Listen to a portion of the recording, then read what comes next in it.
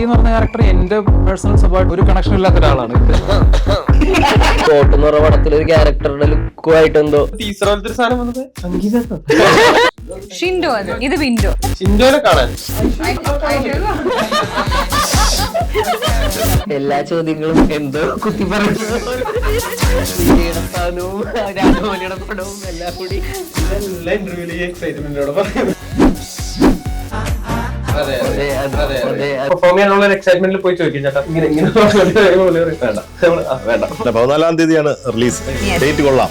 Smoking hot. ബ്രൊമാൻസിലെ പ്രധാന താരനിരക്കാരാണ് ഇപ്പോൾ ഉള്ളത്. എല്ലാവർക്കും സ്നേഹം നിറഞ്ഞ സ്വാഗതം. Thank you. ഇന്നലെയാണ് ബ്രൊമാൻസിന്റെ ട്രെയിലർ കണ്ടത്. ഒറ്റ വാക്കിൽ അതിഗംഭീരം അല്ലേ? അതിഗംഭീരം. അപ്പോൾ നമ്മൾ സാധാരണ കാണുമ്പോൾ പഴയൊരു പ്രിയദർശൻ ചിത്രമൊക്കെ ഓർമ്മ വരുന്നു. അവിടെ മോഹൻലാല്, ജഗദീഷ് ശ്രീകുമാർ, മുകേഷ്, അങ്ങനെ കുറേ ആൾക്കാർ നിന്നിരുന്ന സ്ഥലത്ത് നിങ്ങൾ പുതിയ തലമുറയിലെ ആൾക്കാരെ റീപ്ലേസ് ചെയ്തിരിക്കുന്നു. ഭയങ്കര കളർഫുൾ ആയിരിക്കും. ആ ഒരു മൂഡ് തന്നെയാണോ, അല്ലെങ്കിൽ ആ ഒരു വൈബ് തന്നെയാണോ സിനിമ മുഴുവനും? അർജുൻ തീർച്ചയായിട്ടും ആണല്ലേ? മൊത്തം കുറച്ചൊരു വിയേർഡായിട്ടുള്ള ആൾക്കാരുടെ ഒരു പരിപാടികൾ കാണിക്കുന്ന ഒരു പടമാണ്. ഒരു ഫൺ റൈഡ്, ഒരു ഭയങ്കര വൈബ്രന്റ് ആയ കുറച്ച് ആൾക്കാർ ചേരുമ്പോൾ, പല സ്വഭാവത്തിലുള്ള ആൾക്കാർ ചേരുമ്പോൾ ഉണ്ടാവുന്ന സംഭവങ്ങളും തമാശകളും അവർക്ക് പറ്റുന്ന അബദ്ധങ്ങളും, അങ്ങനെയാണ് സിനിമ. അല്ല, അത് കേൾക്കുമ്പോൾ തോന്നുന്നുണ്ട് പട്ടിവിളിയും പന്നിവിളിയും ഒക്കെ ഫണ്ണായിരുന്ന സിനിമയിൽ നിന്നും പന്നിയിലേക്ക് പോവുകയാണ് അല്ലേ? എങ്ങനെയൊക്കെ ഉണ്ട്? വിളിയൊക്കെ ആസ്വദിക്കുന്നുണ്ടോ? പന്നിവിളി,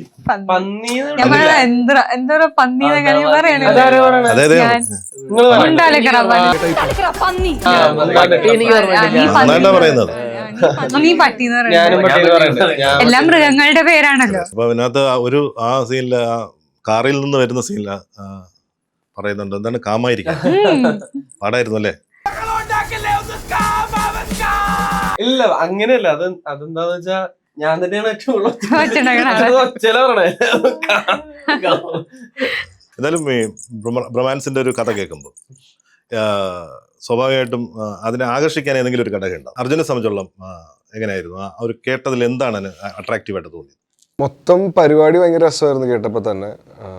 പിന്നെ ADJ ആയിട്ട് ഒരു പടം ചെയ്യണമെന്നൊരു ആഗ്രഹമുണ്ട്. 2 പടവും കണ്ടിട്ട് ഭയങ്കര ഇഷ്ടപ്പെട്ടൊരു പരിപാടിയാണ്. അപ്പോൾ റൊമാൻസിൽ വരുമ്പോൾ ഇതിൽ ഒരു ഗ്രൂപ്പിൻ്റെ ഒരു കളിയാണ് മൊത്തം. അപ്പോൾ അത് ഭയങ്കര രസമായിട്ട് മൊത്തം കേട്ട് കഴിഞ്ഞപ്പോൾ ഭയങ്കരമായിട്ട് ഫീൽ ചെയ്ത് എനിക്ക് ആ കഥ കേട്ട് കഴിഞ്ഞപ്പോൾ പടം ഇറങ്ങിക്കഴിഞ്ഞാൽ എന്തായാലും ഒരു തിയേറ്ററിൽ പോയി കാണാനുള്ള ഒരു ആഗ്രഹം തോന്നിയായിരുന്നു. പിന്നെ എന്താ വെച്ചാൽ എൻ്റെ ക്യാരക്ടർ വൈസിൽ ചെറിയൊരു ഫ്ലിപ്പുണ്ട്. അത് ഞാൻ പറയാനുള്ള ഡീറ്റെയിൽ ആയിട്ട്. അപ്പം അത് എനിക്കത് ക്യാരക്ടർ വൈസ് എനിക്കത് അങ്ങനെ ചെയ്താൽ കൊള്ളാമെന്നൊരു ആഗ്രഹം. വൈറ്റമിൻ ഡിയുടെയും ഈസ്ട്രോജന്റെയും കുറവാണ് മിക്ക ലേഡീസിന്റെയും ഹെയർ പ്രോബ്ലംസിന് പ്രധാന കാരണം. സ്ത്രീകളുടെ മുടി വളർച്ചയ്ക്കും ശക്തിക്കും അത്യാവശ്യമായ വൈറ്റമിൻ ഡിയാലും ഹെർബൽ ഈസ്ട്രോജനാലും സമ്പുഷ്ടമായ ആദ്യത്തെ hair elixir Amrut Veni hair elixir for women. ഒരുപാട് കോംബോ പരീക്ഷിക്കുന്ന ഒരാളാണ് മമ്മൂക്ക, ജയറാമേട്ടൻ. അങ്ങനെ വന്നിട്ട് ഇപ്പോൾ നമ്മുടെ ഇന്ന് തലമുറയോടൊപ്പം ഒക്കെ ഒരു വളരെ റയർ, ഭയങ്കര രസമുള്ള ബ്ലെൻഡഡ് യങ് ഗ്രൂപ്പിനോടൊപ്പമാണ്. യോ ആൽസം. എങ്ങനെയുണ്ട് ആ ഒരു കോമ്പിനേഷനൊക്കെ? ഭയങ്കര ഇഷ്ടപ്പെടുന്ന ആളാണ്. കഥയിൽ അനുയോജ്യമായിട്ട് അങ്ങനത്തെ ക്യാരക്ടേഴ്സ് ഉണ്ടെങ്കിൽ തീർച്ചയായിട്ടും ഇഷ്ടം. പിന്നെ ബാക്കിയെല്ലാം ഭാഗ്യത്തിന് വന്ന രീതിയാണ് പടങ്ങൾ. ബ്രൊമാൻസ് എന്ന് പറയുന്ന ഒരു വലിയ സൗഹൃദങ്ങളുടെയൊക്കെ അല്ലേ, നല്ല അടുത്ത സൗഹൃദങ്ങളാണ്. ഒരു സുഹൃത്തിന് വേണ്ടി ഏതറ്റം വരെയും പോകാൻ ഞങ്ങൾക്ക് കഴിയുമെന്ന് തെളിയിക്കുന്ന കുറെ സുഹൃത്തുക്കൾ. നിങ്ങൾക്കിടയിൽ ഒരു നല്ല സൗഹൃദമുള്ളവരാണോ? നിങ്ങൾക്കിടയിൽ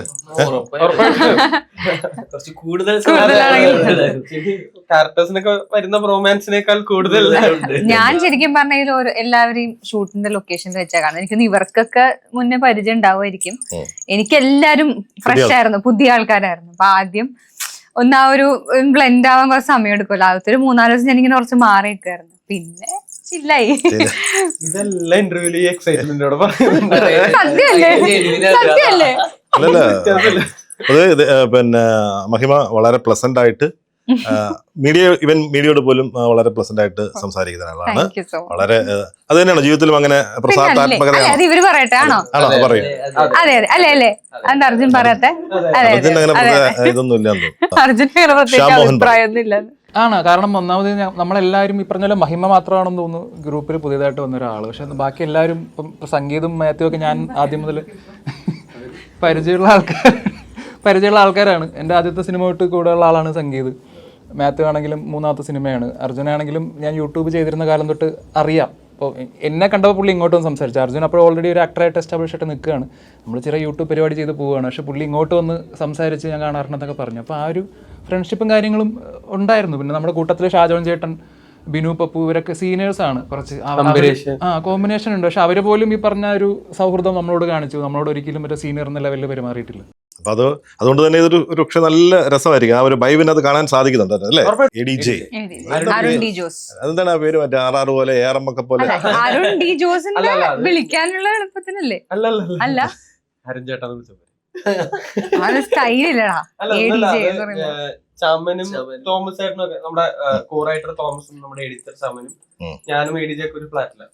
അപ്പൊ പണ്ട് ഇങ്ങനെ അരുൺ ചേട്ടാ എന്നൊക്കെയാ വിളിച്ചത്. ചുമ്മാ ഞങ്ങളൊന്ന് ഏതൊരു ട്രെയിലറിന് വേണ്ടിട്ട് ഇട്ട് തുടങ്ങിയതാ. ഇപ്പം ട്രിപ്പിൾ ആൾക്ക് എന്താണ് അക്ഷരങ്ങളാണ് ഇപ്പോഴത്തെ ഹിറ്റുകൾ. ARM അല്ലേ? അല്ലെ, അതുപോലെ RRR ഒക്കെ. അതുകൊണ്ട് ജോസ്, അരുൺ ജോസ് നന്നാവട്ടെ അല്ലേ? അപ്പൊ എനിക്ക് തോന്നുന്നു അദ്ദേഹത്തിന്റെ ആദ്യത്തെ മൂന്നാമത്തെ പടമാണിത്. ആദ്യത്തെ 2 പടം ജോൻ ജോ, അതുപോലെ 18+. രണ്ടിലും അതിനെനിക്ക് തോന്നുന്നു എന്റെ ജോൻ ജോയിലൊരു കല്യാണ ഫോട്ടോ ആണ് അതിന്റെ ആദ്യത്തെ അപ്ഡേറ്റ്. അതുപോലെ അതേ കണക്ക് എന്റെ രണ്ടാമത്തെ 18+ലും ഒരു കല്യാണ ഫോട്ടോ ആണെന്നാണ് എന്റെ ഓർമ്മ. ഇതിലും ഒരു വെഡിങ് സോങ് ആണ് അല്ലെ? ബിഗിനിങ് ഒരു വെഡിങ് സോങ് ആണ് തുടങ്ങിയത്. അല്ല, ഫസ്റ്റ് ലുക്ക് പോസ്റ്റർ വിട്ടായിരുന്നു ഇങ്ങനെ എല്ലാവരും. അല്ല, എങ്കിലും ഒരു കല്യാണമായിട്ട് ഒരു വെഡിങ്, എന്തെങ്കിലും വെഡിങ് ആയിട്ട് വലിയ പിന്നെ അടുത്ത ബന്ധമുണ്ടോ അവിടെ സംവിധായകന്? എനിക്കറിയാവുന്ന, എനിക്കൊന്ന് 3 സിനിമകളിൽ അഭിനയിച്ച ആളല്ലേ. എങ്ങനെയാണ് അദ്ദേഹത്തിന്റെ വെഡിങ്ങുകളോട് എന്തെങ്കിലും ഒരു പൊതുവായി കല്യാണത്തോടുള്ള താല്പര്യം? ആക്ച്വലി എനിക്ക് തോന്നുന്നു ADJ രജിസ്റ്റർ അങ്ങനെ വലിയ പരിപാടികളോടൊന്നും താല്പര്യമില്ലാത്തൊരു ആളാണ്. രജിസ്റ്റർ മാരേജ് അങ്ങനെ വലിയ ഫംഗ്ഷൻ ഒന്നും ഉണ്ടായിരുന്നില്ല. അപ്പൊ എനിക്ക് താല്പര്യമില്ല. അതുകൊണ്ട് സിനിമയിലൂടെങ്കിലും വരട്ടെ എന്ന് വെച്ചിട്ടല്ലേ? അങ്ങനെ ആയിരിക്കും. അല്ല, അത് അങ്ങനെയല്ലല്ലോ. അത് ഒരു കഥ എഴുതി വരുമ്പോൾ അത് അങ്ങനെ വന്നു പോയതാണ് എനിക്ക് തോന്നുന്നത്. അല്ലെങ്കിൽ അല്ലാണ്ട് പുള്ളി കോൺഷ്യസ്ലി എന്റെ എല്ലാ പടത്തിലും ഒരു കല്യാണം വെച്ചതായിരിക്കത്തില്ല. അതെ അതെ. അല്ല, പോസ്റ്റേഴ്സിന്റെ ഒരു സാമ്യത കണ്ടിട്ട് ഞാൻ ചോദിച്ചാണ്. പക്ഷെ ആ പാട്ട് ഏത് ഭാഷയിലാണ് എഴുതിയിരിക്കുന്നത് അറിയാം? അതെ, കാസർഗോഡ്. അല്ലല്ല, കാസർഗോഡുകാരിയല്ലേ? ഞങ്ങൾക്ക് അടുത്താണ്, 2 മണിക്കൂർ. കേട്ടിട്ടുണ്ടോ ആ ഭാഷ? കേട്ടിട്ടുണ്ട്. ആ ഭാഷ, ആ പാട്ട് 2 വരി പാടാം.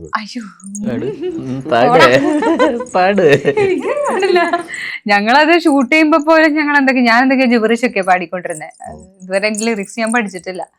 ആരാ എഴുതിയെന്നറിയാം? കൊടവ ബേസ്ഡ് തന്നെ ഒരു ലിറിക്സിസ്റ്റ് ആണ്. കിരൺ കണ്ണേപ്പ അങ്ങനെയല്ലേ? കർണേപ്പ അങ്ങനെയാണ്. കാവേരപ്പ. അത് ഭയങ്കര ഫേമസ് ആയിട്ടുള്ള ഒരു ഡോക്ടറാണ്. ഡോക്ടറാണ് ബേസിക്. വെൽ നോൺ ആയിട്ടുള്ള ഒരാളാണ് കന്നഡത്തിലെ. Translation is also about nature, സൗന്ദര്യം. അതിന്റെ പാടിയിരിക്കുന്നതും സഞ്ജിത് ഹെഗ്ഡെ. ഏതായാലും ഗംഭീര കോറിയോഗ്രാഫിയാണ്. ഷോബിയുടെ സാധാരണ മൂവ്മെന്റ്സ് ഒക്കെ വളരെ പാടാണെന്നാണ്. ചാക്കോച്ചനൊക്കെ നന്നായി ഡാൻസ് ചെയ്യുന്ന ആളാണ്. ചാക്കോച്ചൻ പോലും ഭയങ്കര ഫാസ്റ്റ് മൂവ്മെന്റ് ഉള്ള ആളാണ്. ഇതിൽ ആരാണ് ഏറ്റവും മിടുക്കൻ ഡാൻസർ? നിങ്ങൾ തന്നെ അങ്ങോട്ടും ഇങ്ങോട്ടും? അർജുനാണ്. പക്ഷെ ഒരു കാര്യമുണ്ട്, ആണോ, ഫ്രെയിമില് എല്ലാവരും ബ്യൂട്ടിഫുൾ ആയിരിക്കുന്നുണ്ട്. എല്ലാരും കളിച്ചു നന്നായിട്ട് കാണുന്നുണ്ട്. അതെ, അതുകൊണ്ട് വിട്ടു. കണ്ടു. കോട്ടായിരുന്നു. ഡാൻസ് പഠിച്ചിട്ടുണ്ടോ ബേസിക്കലി? ഞാനാണോ? ഇല്ല, ഡാൻസ് അങ്ങനെ പഠിച്ചിട്ടില്ല. കളിച്ചിട്ട് തന്നെ ആക്ച്വലി കുറെ വർഷങ്ങൾക്ക് മുമ്പാ സ്കൂളിങ്ങിലൊക്കെയാണ് ഡാൻസ് സ്റ്റേജിൽ കളിച്ചിട്ടുള്ളത്. പിന്നീട് ആ ഏരിയയിലേക്ക് പോയിട്ടില്ല. അർജുൻ പഠിച്ചിട്ടുണ്ടല്ലേ ഡാൻസ് ചെറുപ്പത്തിലൊക്കെ? ഇപ്പോഴത് കണ്ടിന്യൂ ചെയ്യുന്നുണ്ട്, പഠിക്കുന്നുണ്ട്. ഡാൻസ് ക്ലാസ് ഇല്ല ചെയ്യണോ? അല്ലല്ല, അങ്ങനെ ചെയ്യുന്നത് പോലെ അത്രയും ഭംഗിയായിട്ട് നല്ല ഗ്രേസ്ഫുൾ നല്ല പണി എടുപ്പിച്ച് കുത്തിയിരുത്തി പഠിപ്പിച്ച് ഓരോ സ്റ്റെപ്പ് ബൈ സ്റ്റെപ്പ്. ഫസ്റ്റ് ആ ഒരു എൻട്രി ഒക്കെ ഉണ്ട്. അപ്പൊ അച്ചോട്ടന്റെ തുടങ്ങുന്നത്. അപ്പൊ പിന്നെ മാസ്റ്റർ അടിപൊളിയായിരുന്നു. ഫുൾ ക്രൂ സെറ്റ് ആയിരുന്നു. നമുക്ക് ടൈം തന്ന് ചെയ്യിപ്പിച്ച് ഭയങ്കര കളിച്ച് ക്ഷീണിച്ച് എന്നിട്ടാണ് തുടക്കം കൊടുക്കുന്നത്. അപ്പൊ അത്ര എനർജിയിലാണ് അച്ചോട്ടനൊക്കെ അവിടെ നിന്ന്. പിന്നെ ഇതൊക്കെ കട്ട് ചെയ്ത് ഇങ്ങനെ പേസ്റ്റ് ഒക്കെ ചെയ്തിട്ടുണ്ടെങ്കിൽ നമുക്ക് റെയിനിന്റെ പ്രശ്നം ഉണ്ടായിരുന്നല്ലോ, മഴയുടെ പ്രശ്നം. കാരണം മഴ വന്നു കഴിഞ്ഞാൽ ബുദ്ധിമുട്ടാണ്. മാറ്റി മഴ കാരണം നമ്മൾ പെട്ടെന്ന് പഠിച്ചെടുക്കണം. അതിന്റേതായ സ്ട്രെസ്സും കാര്യങ്ങളൊക്കെ ഉണ്ടായിരുന്നു. ഒരുപാട് കഷ്ടപ്പെട്ടു. ഒന്ന് ഫീൽ ചെയ്തു. സ്ട്രെസ് നമുക്ക് ഫീൽ ചെയ്തില്ല, പക്ഷെ പുറമേയുള്ള ആൾക്കാർക്ക് ഭയങ്കര ഒരു സ്ട്രെസ്, ക്രൂവിന് ഭയങ്കര സ്ട്രെസ്ഫുൾ ആയിരുന്നു. കാരണം ലൈറ്റ് ഒക്കെ ചെയ്ത് കഴിയുമ്പോഴത്തേക്ക് പെട്ടെന്ന് മഴ വരിക, ആ ഗ്യാപ്പിൽ എടുക്കുക എന്നൊക്കെ പറഞ്ഞു കഴിയുമ്പോൾ രാമോഹൻ എനിക്ക് തോന്നുന്നു നമ്മളെ എല്ലാവർക്കും കിലുക്കത്തിലെ ഒരു ബാല്യതാരമായിട്ടാണ് തുടക്കം അല്ലേ? അതേ ഇപ്പം പ്രിയേട്ടൻ്റെ പടം പറഞ്ഞപ്പോൾ പെട്ടെന്ന് കിലുക്കവും റിലേറ്റ് ചെയ്ത് പെട്ടെന്ന് അപ്പോൾ അതൊക്കെ സാമ്യത വന്നെന്ന് തോന്നുന്നു അല്ലേ? അപ്പോൾ ഏതായാലും പിന്നെ പ്രേമലുവിലെ ആദിയാണ് ഒരുപക്ഷെ മലയാളികളുടെ മനസ്സിലെല്ലാം ഇപ്പോഴും നിൽക്കുന്ന ഒരു ക്യാരക്ടർ. പക്ഷെ ആ ആദിയിൽ നിന്ന് ഈ ഇടയ്ക്കിടയ്ക്ക് ആദ്യം വരാറുണ്ടോ ക്യാരക്ടറിലേക്കൊക്കെ വരുമ്പോൾ? ഇല്ല ഏട്ടാ, ഇല്ല. എന്ന് വെച്ചാൽ ആദ്യം എന്ന് പറഞ്ഞ ക്യാരക്ടർ എന്റെ പേഴ്സണൽ സ്വഭാവമായിട്ട് ഒരു രീതിയിലും ഒരു കണക്ഷൻ ഇല്ലാത്ത ഒരാളാണ്. ഇപ്പൊ ഞാൻ സംസാരിക്കുന്നത് മനസ്സിലാവുന്നുണ്ട്. അതുകൊണ്ട് ആദ്യം ചെയ്യാനായിരുന്നു എനിക്ക് കുറച്ച് കഷ്ടപ്പാടുണ്ടായിരുന്നത്. ഇപ്പൊ ഇതിലിപ്പോ ഷിൻഡോ എന്ന് പറയുന്ന ഒരു ക്യാരക്ടറാണ്. അപ്പം ഷിൻഡോയും ബിൻഡോ ഞങ്ങളാണ് ഇതിനകത്ത് ബ്രദേഴ്സ് ആയിട്ടുള്ളത്. അപ്പൊ ഷിൻഡോ കുറച്ചുകൂടെ ഒരു ഇമോഷണലി ഡെപ്തും കാര്യങ്ങളൊക്കെ ഉള്ള, കുറച്ചുകൂടെ തീരെ വെറുതെ കോമിക്കൽ അല്ലാത്ത കുറച്ച് ഡെപ്തും കാര്യങ്ങളുള്ള കുറച്ച് ലേയേഴ്സ് ഒക്കെ ഉള്ള ഒരു ക്യാരക്ടറാണ്. അപ്പൊ പിന്നെ ADJ എന്ന് പറഞ്ഞാൽ കൃത്യമായിട്ട് പറഞ്ഞു തരും നമുക്ക് എന്താ വേണ്ടതെന്ന്. ക്യാരക്ടറിന്റെ എല്ലാ ക്യാരക്ടറിനും ഒരു റെഫറൻസ് ഉണ്ടാവും ADJക്ക്. പുള്ളി ആരെങ്കിലും ലൈഫിൽ കണ്ടിട്ടുള്ള ഒരാളായിരിക്കും, പക്ഷെ അയാളെ പറ്റി ഒന്നും നമ്മളോട് പറഞ്ഞു തരില്ല. നമ്മളെ ജസ്റ്റ് കഥ പറഞ്ഞതിന് ശേഷം ലൊക്കേഷനിൽ നമ്മൾ ചെയ്ത് തുടങ്ങുമ്പോൾ എന്തെങ്കിലും നമ്മൾ കുറച്ച് ഓവറായിട്ട് ചെയ്യുകയോ അല്ലെങ്കിൽ പറയുമ്പോൾ ആ ഒരു ഡ്രിങ്കിങ് ട്രെയിലർ വരുന്ന ഒരു സീന് തന്നെ ഒരു ഷീ വാസ് മൈ എവരിത്തിങ് എന്ന് പറയുന്ന സീനിൽ ആദ്യം ഞാനത് ചെയ്തപ്പോൾ കുറച്ച് ഓവർ ദ ടോപ്പ് ഞാൻ കോമിക്കലായിട്ടാണ് ചെയ്തത്. പുള്ളി കണ്ടു നിന്നിട്ട് പറഞ്ഞു, എടാ ഇത്ര കോമഡി ആക്കണ്ട, നീ നോർമലി ചെയ്താൽ മതി. അപ്പോൾ പുള്ളിയുടെ മനസ്സിൽ ക്ലിയർ ഐഡിയ ഉണ്ട്. അപ്പോൾ അതുകൊണ്ട് തന്നെ നമുക്കത് കുറച്ചുകൂടെ എളുപ്പമാവും. ലൊക്കേഷനിൽ വരുന്ന സമയത്ത് ചെയ്യാനും കുറച്ചുകൂടെ പുള്ളി പറഞ്ഞു തരും കൃത്യമായി. അതിനുശേഷം കുറച്ചധികം ഈ ഹ്യൂമർ വേഷങ്ങൾ മാത്രമേ കിട്ടുന്നുള്ളത് പരാതിയുണ്ടോ? ഇല്ല ചേട്ടാ, എനിക്ക് കേൾക്കുന്ന കഥകൾ എല്ലാ ടൈപ്പ് കഥകളും. ഇപ്പോൾ ഈവൻ ചെയ്യാൻ പോകുന്ന ബോബി സഞ്ജയ് പടത്തിൽ എനിക്കൊരു സീരിയസ് ക്യാരക്ടർ വന്നിട്ടുണ്ടായിരുന്നു. പക്ഷെ എനിക്കത് ചെയ്യാൻ പറ്റിയില്ല, ഡേറ്റിന്റെ പ്രശ്നം കാരണം. എനിക്ക് അങ്ങനെ ഒരു ടെൻഷൻ ഉണ്ടായിരുന്നു. കാരണം ആദ്യം ചെയ്തത് കൊണ്ട് ഇനി എല്ലാം മറ്റേ പെണ്ണുങ്ങളുടെ പുറകെ നടക്കുന്ന ക്യാരക്ടർ വരുമോ എന്ന് വിചാരിച്ചു. പക്ഷെ അല്ല, മിക്സ്ഡ് ക്യാരക്ടേഴ്സ്. പിന്നെ നൈറ്റ് കോൾ എന്ന് പറഞ്ഞൊരു ഷോർട്ട് ഫിലിം ഞാൻ ചെയ്തിട്ടുണ്ടായിരുന്നു. അപ്പൊ അതിന്റെ ഒരു ഇമ്പാക്റ്റും കൂടെ കിടക്കുന്നുണ്ട് ആദ്യം. 18+ ചെയ്ത ക്യാരക്ടറും പറയാൻ വന്നതാണ്. അപ്പൊ അതുകൊണ്ട് ഭാഗ്യത്തിന്. പക്ഷെ ആൾക്കാരിൽ കൂടുതൽ രജിസ്റ്റർ അയക്കുന്നത് ആദ്യമാണ്. പക്ഷെ എനിക്കൊന്ന് ഫിലിം മേക്കേഴ്സ് എന്ന് പറഞ്ഞാൽ അവരുടെ പെർസ്പെക്റ്റീവിൽ കുറച്ചുകൂടെ വേറെ ക്യാരക്ടേഴ്സും ഇവന് കൊടുത്തു നോക്കാം എന്നുള്ളൊരു സംഭവം കിടക്കുന്നുണ്ടെന്ന്. എനിക്കത് പിന്നെ സംഗീതത്തിനും വളരെ നല്ലൊരു ഓപ്പർച്യൂണിറ്റീസ് വരികയാണ്. ലാലേട്ടൻ്റെ പടം, സത്യേട്ടൻ്റെ പടം അല്ലേ? ഒരു 14-ാം തീയതി തുടങ്ങുന്നതാണ് അറിഞ്ഞത്. എന്തായിരുന്നു എൻ്റെ ഒരു പ്രതീക്ഷ? ഭയങ്കര ആഗ്രഹിച്ച് നമ്മൾ കുഞ്ഞുനാളോടങ്ങിയ സിനിമകൾ കണ്ടു തുടങ്ങുമ്പോൾ സത്യനന്ദിക്കാട് എന്ന് പറയുന്ന പേര് അത്രയും ഇൻഫ്ലുവൻസ് ചെയ്തിട്ടുള്ളതാണ്. അപ്പം എന്നെ ആക്ച്വലി പ്രേമലു കണ്ടിട്ട് വിളിച്ചായിരുന്നു, ക്യാരക്ടർ ഇഷ്ടമായി എന്നൊക്കെ പറഞ്ഞിട്ട്. പിന്നീട് അനൂപേട്ടനും അഖിലേട്ടനുമാണ് പറഞ്ഞത്, ഇങ്ങനെ അടുത്ത പരിപാടിയിൽ ലാലേട്ടൻ്റെ പടത്തിൽ നിനക്കും ഒരു പരിപാടി ഉണ്ട്. അപ്പോൾ അന്ന് സാറിങ്ങനെ പറയുമ്പോഴേ അപ്പോൾ ഇത് അമൽ ഡേവിസ് അവിടെ നിന്ന് വരും അങ്ങനെയാണ് പറയുന്നതെന്ന് പറയുമായിരുന്നു. അപ്പോൾ എന്നെ വിളിച്ച് എനിക്ക് ഭയങ്കര ഭാഗ്യം കിട്ടിയൊരു കാര്യം എന്ന് പറഞ്ഞു കഴിഞ്ഞാൽ സത്യൻ സാറ് തന്നെയാണ് നരേറ്റ് ചെയ്തൊക്കെ തന്നത് കഥ മൊത്തം. അപ്പോൾ അതൊക്കെ ഇരുന്നൊക്കെ ഭയങ്കര രസമായിട്ടാണ് കഥ പറയണത്. ഓരോ സീക്വൻസും എന്നോട് ഞാൻ വളരെ ചെറുതാക്കി പറയാമെന്ന് പറഞ്ഞിട്ട്, പക്ഷേ എൻ്റെ അടുത്ത് എല്ലാ സീക്വൻസും ഭയങ്കര പ്രോപ്പറായിട്ട് ആ സീക്വൻസസിലൊക്കെ ഞാൻ എന്തൊക്കെ ചെയ്യണം എന്ന് പോലും എനിക്ക് ആ നറേഷനിൽ നിന്ന് കിട്ടി. അപ്പോൾ ഭയങ്കര സന്തോഷമാണ്. പിന്നെ ലാലേട്ടൻ്റെ കൂടെ ചെയ്യാൻ പറ്റുക എന്ന് പറഞ്ഞാൽ അതും ഒരു ത്രൂ ഔട്ട് പരിപാടിയാണ്. ലാലേട്ടൻ്റെ അമൽ ഡേവിസാണ്. അപ്പം അതുകൊണ്ട് ഭയങ്കര വെയിറ്റ് ചെയ്ത് നിൽക്കുകയാണ് ആ പടത്തിന് വേണ്ടിയിട്ട്. 14-ാം തീയതി തുടങ്ങുന്നു. എന്നാ ജോയിൻ ചെയ്യും? 15-ന് ജോയിൻ ചെയ്യും. ലാലേട്ടൻ ജോയിൻ ചെയ്യുന്ന അടുത്ത ദിവസം അല്ലേ? 10-ാം തീയതിയാണ് 14 കേട്ടത്. ഏതായാലും നന്നായിരിക്കട്ടെ അല്ലേ? നമ്മൾ ഈ റൊമാൻസ് കഴിഞ്ഞപ്പോഴാണ് നമുക്ക് കഥയ്ക്കൽ പരിപാടിയൊക്കെ ആയിട്ട് അപ്പൊ നമുക്കും എക്സൈറ്റഡ് ആയിരുന്നു. ഇത് എന്താ കഥ അടിപൊളി പൊളിച്ച് ഭയങ്കര രസം. ആദ്യം എൻ്റെ അടുത്ത് പറയുമ്പോൾ കുറച്ചും കൂടി ചെറിയൊരു ക്യാരക്ടറായിട്ടായിരുന്നു. അതായത് അതേ ക്യാരക്ടർ തന്നെ കുറച്ച് നേരത്തേക്കേ ഉണ്ടായിരുന്നുള്ളൂ. പിന്നെ ഒരു ദിവസം നമ്മളുടെ ഒരു ഫൈറ്റ് എന്തോ ഷൂട്ട് ചെയ്യണ സമയത്തോ എന്തോ ഒരു സീക്വൻസ് ഷൂട്ട് ചെയ്യുന്ന സമയത്ത് എന്നെ വിളിച്ചിട്ട് ഇങ്ങനെ ക്യാരക്ടർ കുറച്ചും കൂടി വലുതായിട്ടുണ്ട്. അപ്പം ഞാൻ ഓടിച്ചത് അച്ഛൻ്റെ അടുത്തും ഇവൻ്റെ അടുത്തും പറഞ്ഞു ഇങ്ങനെ ഒരു സംഭവം. എല്ലാം അറിയാം രൂക്ഷ അല്ലേ? എല്ലാ പിന്നെ സംഗീതത്തിന്റെ എല്ലാ കാര്യങ്ങളും അറിയാം ഏകദേശം. അതിലൊരു ധ്വനിയുണ്ട്. അതിലെന്താ പറയാ, കുറെ നാള് സിനിമയൊക്കെ ചെയ്ത് എനിക്ക് ഫ്രണ്ട്സ് ഭയങ്കര കുറവായി മാറി. ഞാൻ സിനിമയുടെ പുറകെ പോയി. അപ്പൊ കുറെ നാൾക്ക് ശേഷം എനിക്ക് കുറച്ച് ഫ്രണ്ട്സിനെ തിരിച്ചു കിട്ടിയത്. അപ്പൊ അത് അടിപൊളിയായിരുന്നു. അതെ എല്ലാ കാര്യം ഷെയർ ചെയ്യാറുണ്ട്. ഇപ്പൊ റൊമാൻസിലൂടെയാണ് കുറെ സുഹൃത്തുക്കളെ കിട്ടിയത്. ഇടയ്ക്ക് പിന്നെ മാത്യു എന്തോന്ന് പറഞ്ഞത് വിജയെ പോലെ ഇരിക്കുന്നു. ജനങ്ങളാണ് പറഞ്ഞത്. ഇറങ്ങിയ ശേഷമാണ് വിജയനെ പോലെ ഇരിക്കുന്നല്ല, ഒരു ക്യാരക്ടറുടെ, അതായത് ഗോട്ട് എന്ന് പറഞ്ഞ പടത്തിൽ ഒരു ക്യാരക്ടറുടെ ലുക്കുമായിട്ട് എന്തോ തമിഴ് പറഞ്ഞില്ലല്ലോ എന്നുള്ള അവസ്ഥ. അതിന്റെ എന്തൊരു ഫസ്റ്റ് എന്തോ ടീച്ചർ പോലത്തെ ഒരു സാധനം വന്നപ്പോ സംഗീതം അമൽ ഡേവിസ് കലക്കുകയാണല്ലോ എന്ന് പറഞ്ഞിട്ട് അല്ല ഒന്നുമില്ല, പിന്നെ വിജയുടെ ഒരു ശൂന്യത കിടപ്പുണ്ട് അവിടെ. അങ്ങോട്ട് വേണമെങ്കിൽ പോവാം, കുഴപ്പമില്ല. അതേ രാഷ്ട്രീയത്തിലേക്ക് കയറിയല്ലേ. അതെ അതെ നാളെ തന്നെ പോവാം. അപ്പം പിന്നെ 14-ാം തീയതിയാണ് റിലീസ്. അപ്പൊ അതിനകത്ത് എന്താണ് ഡേറ്റ് കൊള്ളാം അല്ലേ? Smoking hot. അതെന്താണ് അത് അങ്ങനെ ഒരു ഇത് വരുന്നത്? അത് പടത്തില് ഉള്ള ഒരു പരിപാടിയാണ്. ഇതിനകത്ത് ആരാ ശരിക്കും ഷിൻഡോ? ഇത് ബിൻഡോ. അല്ല, നമ്മൾ തിരക്കുന്ന ആളാരാ? ഷിൻഡോനെ. ഷിൻഡോനെ കാണില്ല എന്നല്ലേ പറഞ്ഞത്? വൈശുവാണ് ഇതിനകത്ത് മിസ്സിങ്. നല്ല ആളുകൾ ഇഷ്ടമുള്ള റീഡിങ് ഉണ്ടായിട്ടെ, പടം വരുമ്പോഴുള്ള സർപ്രൈസസ് അങ്ങനെ. ഷിൻഡോനെ കാണാൻ അതെ, ഐഷു കാണാൻ പറ്റും. കാണാൻ പറ്റുന്നു. ഇതിലുണ്ടോ? നിങ്ങളുടെ കൂട്ടത്തിലുണ്ടോ? ഞങ്ങളെല്ലാരും ചേർന്നിട്ടാണ് ഷിൻഡോനെ തപ്പാൻ ഇറങ്ങുന്നത്. ഒരു കണക്ഷൻ ഉണ്ട് എല്ലാവരുടെയും ഇടയ്ക്ക്. ഒരു സസ്പെൻസ് ഉണ്ടെന്നാ. ഇരിക്കട്ടെ കണക്റ്റഡ് ആണെന്നുള്ളതാണ്. അല്ല, ഐഷു ആ കുട്ടി ഇതാ ആണോ? അതല്ലേ? എന്ത് കൺഫ്യൂഷൻ ഉണ്ടെങ്കിൽ 14-ാം തീയതി അതെ, ഞങ്ങൾ അവിടെ തീർത്തോളാം അല്ലേ? കണ്ടിട്ട് രാജമൗലി പറഞ്ഞത് നിങ്ങൾ രണ്ടുപേരെ കുറിച്ച് നല്ല പറഞ്ഞു. പുതിയ വേഷങ്ങളും എല്ലാം അവർ ഓഫർ ചെയ്തോ? എല്ലാ ചോദ്യങ്ങളും എന്തോ കുത്തി പറയുന്നത് പോലെ.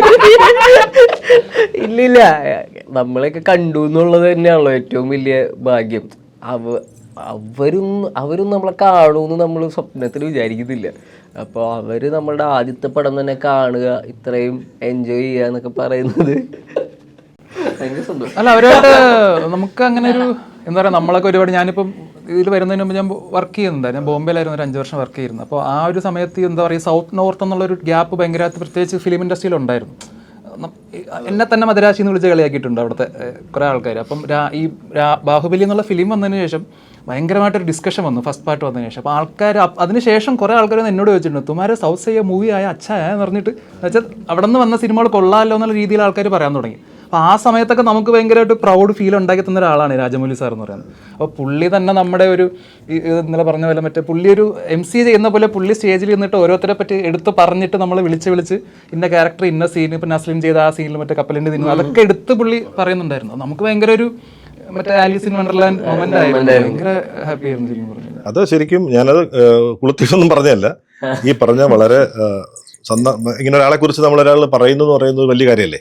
അപ്പൊ അത് അല്ല, ഞാൻ പറഞ്ഞതേ വിളി വന്നു എന്ന് വെച്ചപ്പോ ഞാനിങ്ങനെ സ്വപ്നം കണ്ടുപോയി. വിജയുടെ സ്ഥാനവും രാജമൗലിയുടെ പടവും എല്ലാം കൂടി. അപ്പൊ പിന്നെ മഹിമയുടെ ഇതിലെ ഒരു കഥാപാത്രത്തെ കുറിച്ചൊന്ന് അറിഞ്ഞാൽ കൊള്ളാന്നുണ്ട് ഡീറ്റെയിൽസ്. എന്റെ ക്യാരക്ടറിന്റെ പേര് ഐശ്വര്യ എന്നാണ്. Aishu, ex girl friend Aishu, dentist ആണ്. ഞാനും ഈ എന്താ പറയാ, ഇവരുടെ ഈ ഗ്യാങ്ങിൽ ഒരു മെമ്പറാണ്. ചില സാഹചര്യങ്ങൾ കാരണം ഈ ഗ്യാങ്ങിൽ വരികയും ഇതിൽ പെട്ടുപോവുകയും പിന്നെ ഇവരുടെ ജേർണിയിൽ കണ്ടിന്യൂ ചെയ്യുന്ന ഒരു ക്യാരക്ടറും കൂടെയാണ്. അപ്പൊ നല്ല ഈ പറഞ്ഞ ഒരു പിന്നെ എന്നോട് അരുൺ പറഞ്ഞത്, അരുണെ ഞാൻ വിളിച്ചിരുന്നു, പറഞ്ഞത് ഒരു സുഹൃത്തിന് വേണ്ടി എന്ത് ത്യാഗവും ചെയ്യാൻ തയ്യാറായി നിൽക്കുന്ന കുറേ സുഹൃത്തുക്കളുടെ കഥയാണ് എന്നുള്ളത് തന്നെയാണ് അല്ലേ? അപ്പം ആ കഥ തന്നെയാണ് ബ്രൊമാൻസ്. ആ ബ്രൊമാൻസ് എന്ന് കേൾക്കുമ്പോൾ നമുക്ക് നേരത്തെ അറിയാമായിരുന്നു ഇത് എന്താണ് സംഭവം എന്നുള്ളത്. ഇവരുടെ ഒരു ബ്രൊമാൻസിന്റെ ഇടയിലേക്ക് ഞങ്ങൾ എല്ലാവരും കൂടി ബോണ്ടായിട്ട് എല്ലാവരും ഒരു ബ്രൊമാൻസായി മാറുന്ന ഒരു പടമാണ്. അതാണ് ബ്രൊമാൻസ്. ശരിക്കും അരുൺ എന്ന് പറയുന്ന ഒരു ക്രിയേറ്റർ, അയാളുടെ ഒരു എങ്ങനെയാണ് അദ്ദേഹത്തിനെ വിലയിരുത്തുന്ന അയാളുടെ ഒരു കഴിവുകളെ, അല്ലെങ്കിൽ ആസ് എ ഡയറക്ടർ ഏറ്റവും കൂടുതൽ പറയാൻ ജോ ആൻഡ് ജോയിൽ നിന്ന് നേരെ ഇവിടേക്ക് വരുമ്പോഴത്തേക്ക് ഭയങ്കര ജോ ആൻഡ് ജോ 18+ഉം അതെ, പിന്നെ ഇത് 3ാമത്തെ സിനിമ. പക്ഷെ ഈ സിനിമകൾ ചെയ്യുന്നതിനുപരി ഞങ്ങള് ഒരു 3-4-5 വർഷമായിട്ട് ഒരുമിച്ചാണ് ഒരു ഫ്ലാറ്റ് ഷെയർ ചെയ്യുന്നുണ്ട്. ഇതിന്റെ എഡിറ്റർ സമൻ, കോ-റൈറ്റർ തോമസ് ആയിട്ട്. ഒരു ഫ്ലാറ്റിൽ ഒരു റൂമിലാണോ അതോ? ഒരു ഫ്ലാറ്റിൽ 3 റൂമുകളുണ്ട്. അല്ല, ഞങ്ങളിപ്പോ എല്ലാരും ഒരുമിച്ചാ. അപ്പം എന്താന്ന് വെച്ചാൽ അത് ഭയങ്കര രസം. അപ്പൊ കുറെ സബ്ജക്റ്റുകൾ പറയും. അപ്പൊ അങ്ങനെ ഒരു ദിവസം അരിഞ്ഞേട്ടൻ വന്ന് പറഞ്ഞാണ് ഇപ്പൊ റൊമാൻസ് ഇങ്ങനെ ഒരു പരിപാടി ഉണ്ടെന്നുള്ളത്. അപ്പൊ എന്നെ സംബന്ധിച്ചോളം അഭിനയിക്കുമ്പോഴും ഇവരൊക്കെ ആയിട്ട് ഒരു റൊമാൻസും പരിപാടിയും, അതിന്റെ ഒപ്പം ടെക്നിക്കൽ ക്രൂവിന്റെ ഒപ്പം ആ ഒരു കണക്ട് ഉണ്ട്. കാരണം എല്ലാവരും ഭയങ്കര പരിചയവും ഭയങ്കര ക്ലോസും ആണ് എല്ലാവരും. അരിഞ്ഞേട്ടൻ ഭയങ്കര ഒരു ക്ലിയർ ഒരു പെർഫോമൻസ് മീറ്ററിന് ക്ലിയർ ജഡ്ജ്മെന്റ് ഉള്ള ആളാണ്. അപ്പൊ നമ്മൾ ആ ഒരു ക്യാരക്ടറിന് ഒരു അങ്ങോട്ടേക്ക് ഒരു സ്റ്റെപ്പ് പോയാലും പുള്ളി പറയും ഇല്ല അത് കറക്റ്റ് അല്ല. അപ്പൊ നമ്മളൊരു പെർഫോം ചെയ്യാനുള്ള ഒരു എക്സൈറ്റ്മെന്റിൽ പോയി ചോദിക്കും ചേട്ടാ ഇങ്ങനെ പുള്ളി പറയും വേണ്ട നമ്മള് വേണ്ട മടക്കി വെച്ചേക്കാം. അപ്പൊ ആ ജഡ്ജ്മെന്റ് അത് നമ്മളെന്തെങ്കിലും ഓവർ ദ ടോപ്പ് ചെയ്താലും നമ്മളെ അത് അങ്ങനെയല്ല, അത് പ്രോപ്പറായിട്ട് കമ്മ്യൂണിക്കേറ്റ് ചെയ്യും, നമ്മളെ ഒരു ക്യാരക്ടറായിട്ട് എത്തിക്കാനൊക്കെ ഹെൽപ്പ് ചെയ്യും. അത് ഭയങ്കര അത് പിന്നെ പാരലലി പുള്ളി അതിന്റെ ഒപ്പം തന്നെ കുറെ ഷോട്ടുകൾ വെക്കാനുണ്ട്.